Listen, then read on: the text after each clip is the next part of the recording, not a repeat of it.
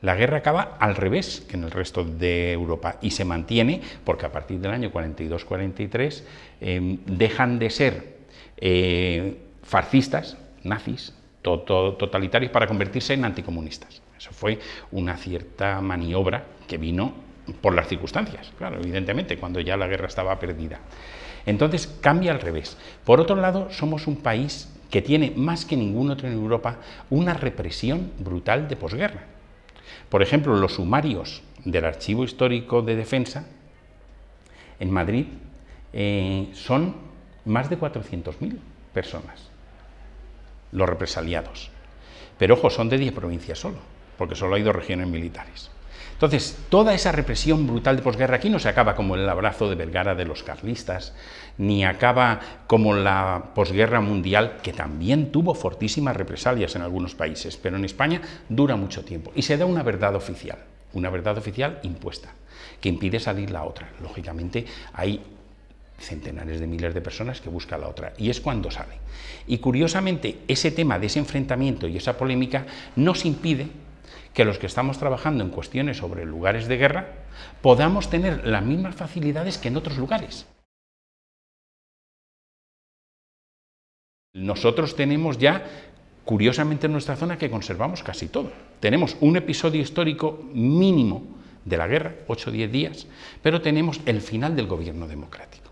El presidente Negrín, que evidentemente ni era comunista, ni era anarquista, ni nada por el estilo. Era un socialista y un médico tan importante que entre sus profesores pudo tener a Ramón y Cajal y entre sus discípulos pudo tener a Severo Ochoa. Nuestros 2 únicos premios Nobel fuera de la literatura, que es lo que sí queda al país. Es decir, estamos hablando de una persona excepcional. Y como no cuadraba con el modelo, es que ha sido denostado por los unos y los otros. La figura de Negrín, el predominio absoluto de Negrín, no hay una zona donde se pueda contar a cualquier persona interesada en turismo cultural, que no es banalizarlo, que es contar a la gente los porqués de una circunstancia, como la nuestra, porque casi todo se conserva. Yo tengo la teoría clarísima de que el presidente Negrín, que ya se había ido de España por Cataluña y fue el último en salir del ejército republicano, volvió al día siguiente a Alicante para no dar ni la interinidad, nombró de nuevo a Madrid como capital de la República, que no se peleen, no es el Daniel Petrel, es Negrín, que además es Madrid, que además se la merecía muchísimo más, porque era la zona de defensa.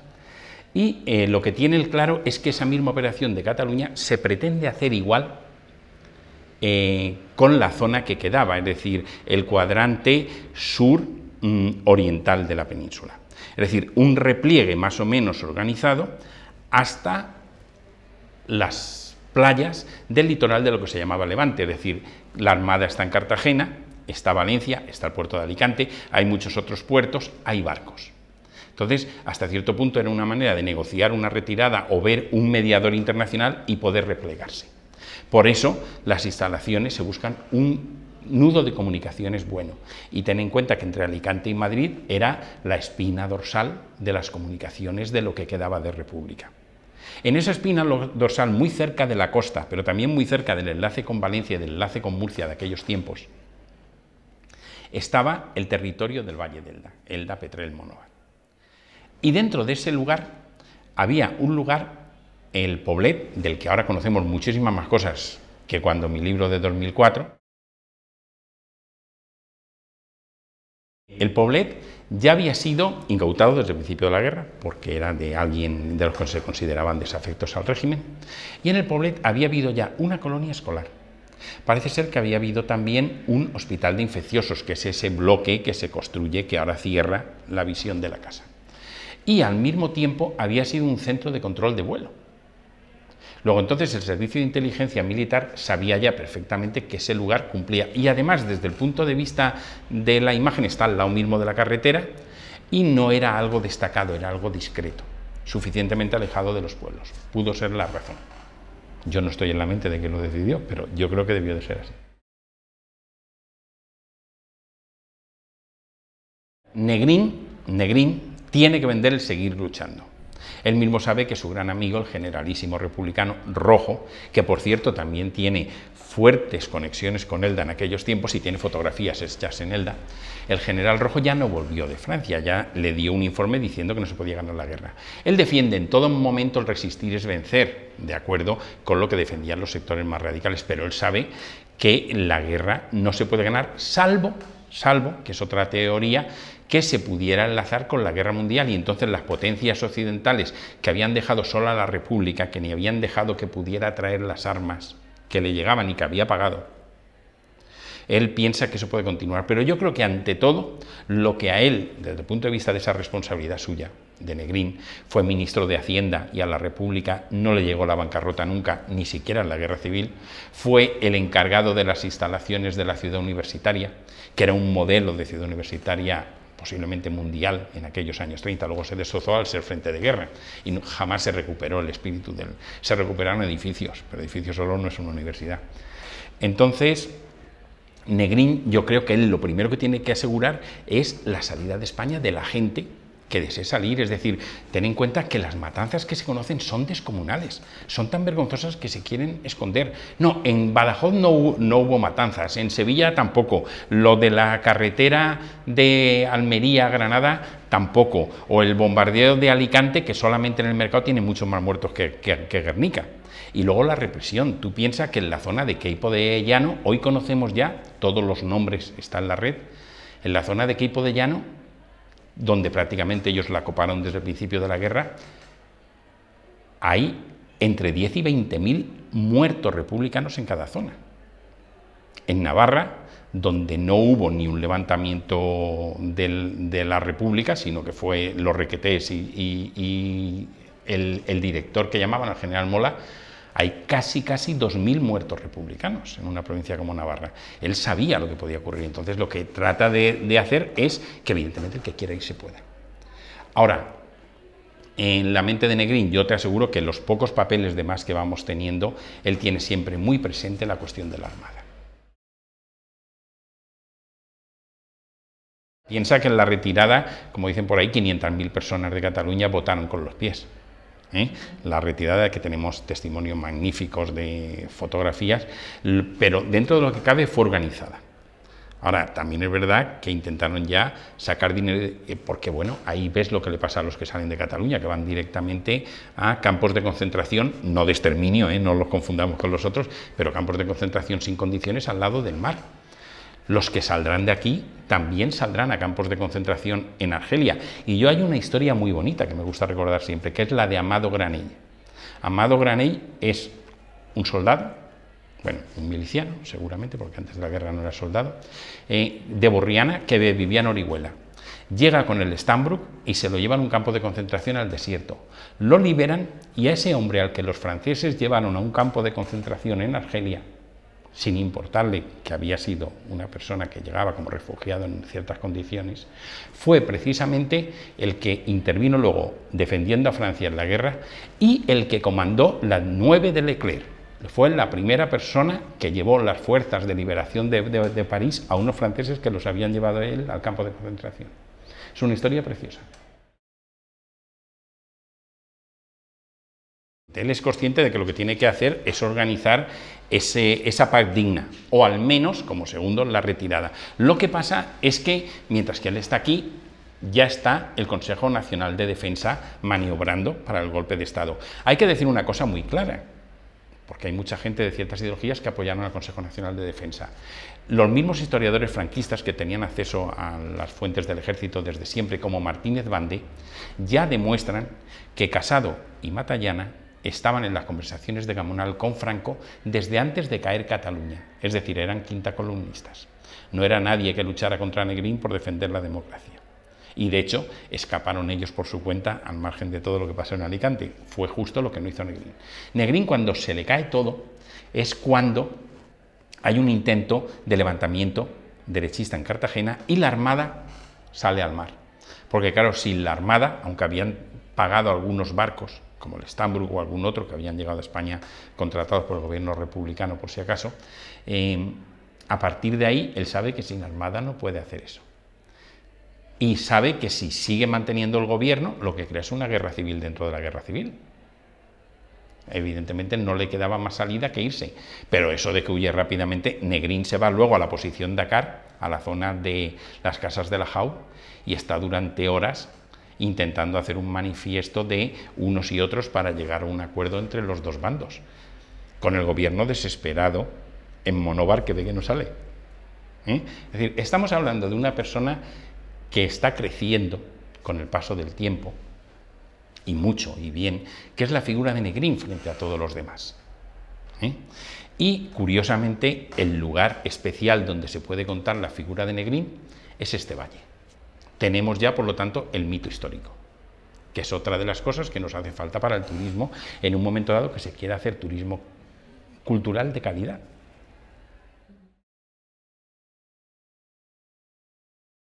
Hay un cierto revuelo y la gente lo ha mitificado. Yo sé quién se me ha peleado diciéndome que Azaña estuvo ese día en Elda.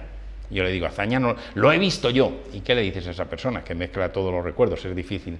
Hay gente que ha visto las cosas en el Fondó, en el Hondón de Monóvar, y luego resulta que hablas con ellos y no estaban allí, estaban cerca, pero vieron pasar muchos coches. Fueron unas horas de mucha tensión, final de un Consejo de Ministros, reunión del Partido Comunista aquí en la casa que tenía uno de sus ministros cedida como alojamiento de parte del gobierno cuando estaba aquí, en la zona de la Jaut. Es el momento en que se ponen en marcha la búsqueda de un aeródromo, que Alicante ya está tomado por los casadistas, por lo tanto tienen que ir allí, a Monóvar. Yo creo que ellos ni pensaban ir a Monóvar, porque los que utilizaban siempre era Caudete o Alicante, pero claro, es que Monóvar es el más seguro en el momento ese. Era un mundo absolutamente tranquilo durante la guerra, y de golpe, en esas últimas horas, primero se va Pasionaria, Alberti y María Teresa León, 3 o 4 horas después se va ya Negrín y el gobierno, y unas horas después es cuando salen los militantes del Partido Comunista. Por lo tanto, todo ese revuelo que hay allí. Pero no es un revuelo muy grande, la gente prácticamente no se entera. Aquí en Elda, simplemente, lo único que se hizo fue hacer cesar a la concejal representante del Partido Comunista, porque se habían enfrentado entre los dos bandos, que era una señora, fue la primera mujer concejal de Elda, Natalia Tendero, que precisamente vivía en esta misma calle de Antonino Vera.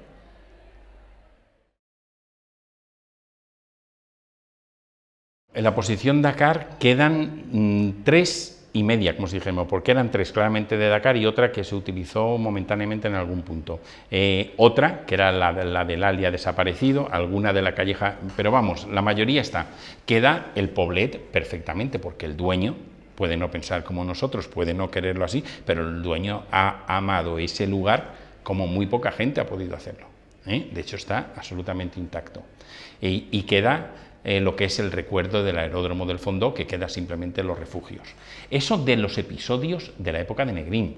Si hablamos de la guerra civil en nuestra zona, pues nos quedan muchas cosas, porque como eran los mejores lugares, se han recuperado, se han rehabilitado.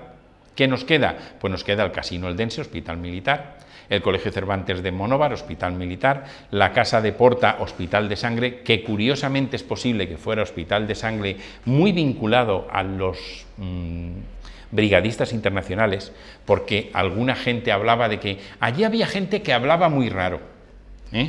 Queda también lo que es hoy la Junta Central Fallera, que fue hospital de sangre y luego fue uno de los lugares de la represión de posguerra. No queda casi ningún lugar de la represión. No queda, por ejemplo, el Coliseo, que fue el lugar donde los anarquistas establecieron allí su punto de represión. No queda el Cervantes, que fue el mayor de los muchísimos lugares que utilizaron los franquistas aquí. Queda la Plaza de Toros de Monóvar, rehabilitada. Queda la Casa de la Viuda de Rosas, que fue Socorro Rojo Internacional. Como ves, quedan muchísimas cosas en todos los pueblos.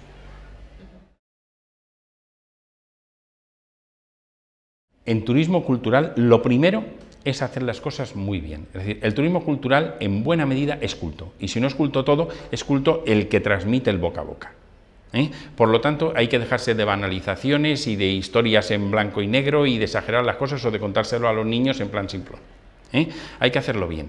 Pero, ante todo, hay que tener en cuenta que hay que recuperar el patrimonio cultural. El patrimonio cultural debe ser el objetivo fundamental. Si eso se hace bien, el turismo viene en muchos sitios. Después, tenemos muchos más lugares que otras zonas de España que lo tienen. Por ejemplo, la Ruta de la Pau, esta de Cataluña, tiene posiblemente menos cosas que nosotros y menos edificios. Museizar es relativamente fácil, con muchísimas cosas. Es decir, hacer un museo a partir de 4 datos y mucha capacidad de saber contar una historia es fácil. Transmitir, eso requiere un proyecto. Proyecto no hay. Nosotros hicimos el inventario de los recursos. Y yo creo que el inventario de los recursos fue mucho más allá de lo que pensábamos casi todos. Y hay más. Con el tiempo ha ido saliendo pocos. Claro, tampoco te puedes inventar un pueblo, pero ha salido alguno más.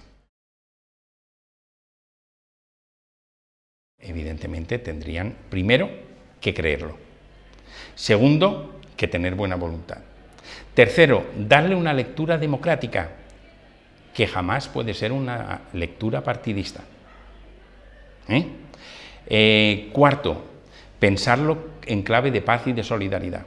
Es decir, aquellos aspectos positivos y aquellos aspectos de denuncia. La gente va a ver Auschwitz no porque él admire aquello, sino precisamente hasta dónde puede llegar la condición humana.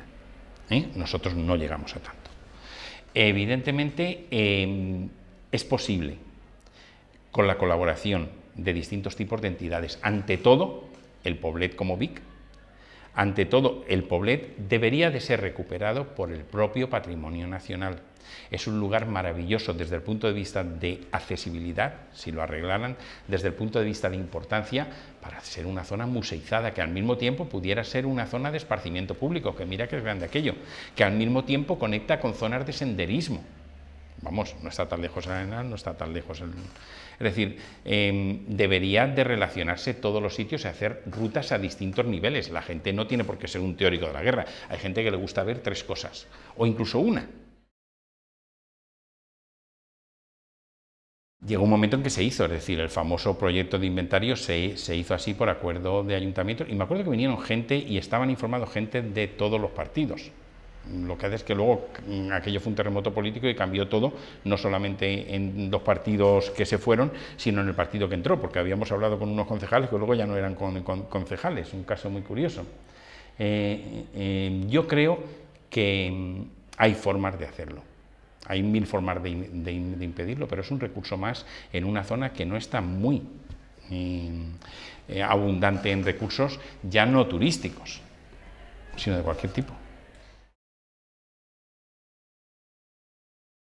Este capítulo primero fue casi con desconocimiento, de hecho se conocía muy poco, y cada vez ha ido a más. Por ejemplo, hace ya algunos años Miralles, Moradiellos, después Ángel Viñas han sacado la época de Negrín.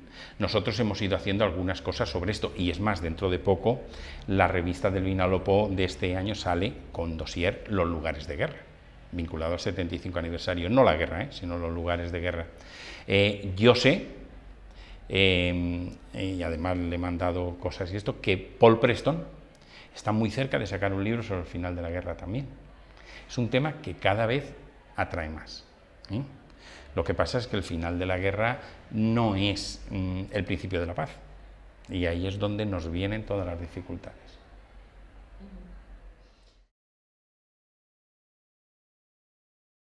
Hay que seguir investigando en ese capítulo y en todos. Es decir, el conocimiento de un pueblo se hace conociendo lo que ha sido. Y todo pueblo ha sido algo de lo que se enorgullece y algo de lo que no. Pero es su época, es decir, Napoleón, visto desde la Francia actual, no creo que fuera algo de lo que se pudieran enorgullecer. Es decir, un emperador de una república y una persona que la guerra que tiene con Alemania, con Inglaterra, la guerra que pierde. Pero Napoleón es un símbolo nacional. Eso los franceses sí nos ganan. Es decir, a mí me llamó mucho la atención que cuando por primera vez fue alguien representante de la España de la Transición, la primera autoridad de la España de la Transición a México, lo primero que fue a visitar a la viuda de Azaña. ¿Por qué? Porque era una imagen de asumir toda la historia de su país. Y la historia de un país tiene sus momentos buenos, sus momentos malos, y ojo, porque la gente que quiere sacar solamente, destacar lo bueno de un pueblo, normalmente quiere utilizar el pueblo. Porque siempre se utiliza lo bueno del pueblo y yo salgo presidiéndolo, apareciendo y haciendo las cosas. Eso no es asumir la historia de un pueblo. La historia de un pueblo tiene momentos buenos y momentos malos. Y o asumimos los momentos malos o no podremos volver de nuevo a los momentos buenos. Es que casi ya hemos olvidado algunos de los momentos buenos. Yo repito muchas veces, Elda, París y Londres no son los años 60, son los años anteriores a la guerra civil, los años 20, los años 30, cuando la diferencia con los pueblos de alrededor era brutal. La gente ya casi ni recuerda aquel tiempo y ya lo mezcla. Y hemos tenido momentos, personajes. A mí me llama la atención porque un genio de la cultura como es Antonio Gades, de la cultura del siglo XX, es más conocido en muchos países extranjeros que aquí. Ha pasado los 10 años y ni se le ha hecho un homenaje. Y es curioso, en la tumba de Antonio Gades, curiosamente hay unos zapatos. Son los zapatos de un bailarín, pero también son los zapatos de un pueblo.